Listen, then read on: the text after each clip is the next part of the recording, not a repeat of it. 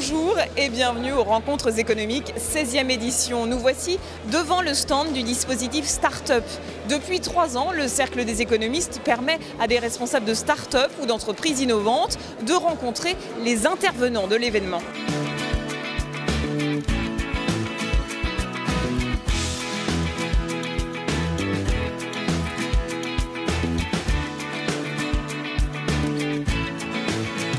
Pour cette édition 2016, plus de 100 start-up et entreprises innovantes ont répondu à l'appel grâce au parrainage notamment de l'agence Pays d'Aix Développement, Michelin, la SNCF et UBS. Luno, c'est une société qui fait des MOOC, qui les édite et qui les anime.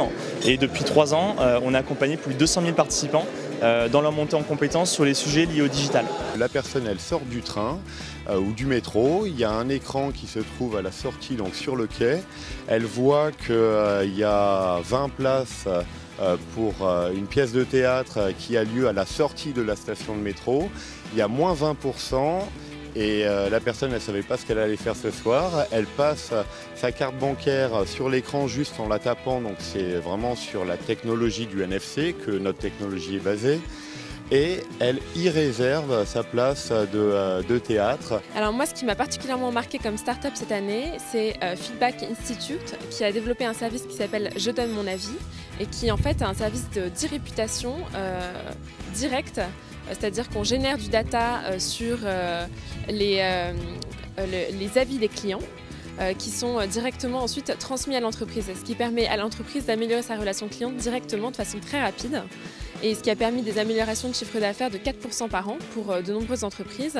On développe une gamme d'objets connectés qui mesurent son exposition à la pollution, qui nous prévient lorsqu'on peut être exposé soit à des polluants, particules fines, soit à des produits chimiques éventuellement en intérieur. Et on collecte ces données pour, grâce aux technologies du big data, être capable à la fois de cartographier et surtout de prévoir les pics de pollution, prévoir les situations où on sera surexposé à ce problème.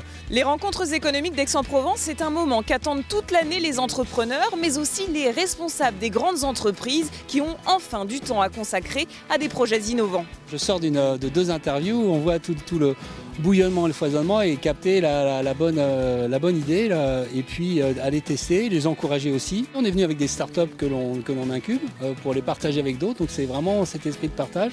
On amène nos startups, d'autres industriels partenaires de ces rencontres d'Aix arrivent à leurs startups et puis on mélange et on se rencontre. Voilà. C'est mature et puis c'est professionnel. Franchement, il y a un vrai niveau là. C'est très bon niveau. Nous avons également un programme interne de détection des startups qui peuvent remplir un formulaire en ligne.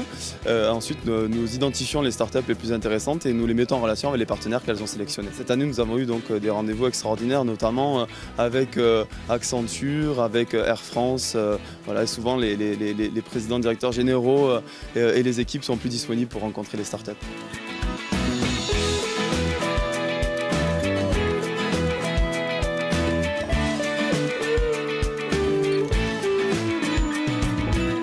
Les rencontres start-up, ce sont de précieux conseils, des coups de pouce, mais aussi une opportunité pour les chefs d'entreprise et les responsables institutionnels de découvrir avant tout le monde des innovations qui émergent. Alors rendez-vous dès l'année prochaine pour le dispositif Start-up.